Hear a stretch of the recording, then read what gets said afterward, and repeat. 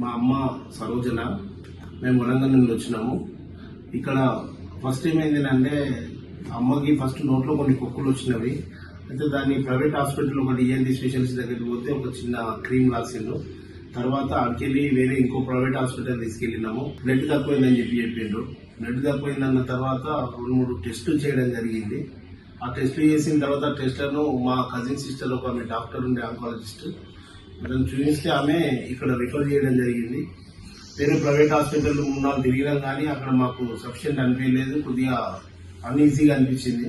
అయితే ఇక్కడ ఆజాద్ సార్ అని చెప్పని రిఫర్ చేయగానే ఇక్కడ ఈ దుర్గాబాయి దేశ్ముఖ్ అని ఒక హాస్పిటల్ రావడం జరిగింది. ఈ హాస్పిటల్లో Azad and team sir doctors వాళ్ళందరూ కూడా చూసి మా అందరికి ఉచితంగా, అంటే మాకు ఎంతో భయం ఉన్న దాన్ని కూడా అంత ఈజీగా చెప్పి ఈ యొక్క సర్జరీని మేమంతా ఎంతో ఎక్స్పెక్ట్ చేసినాము.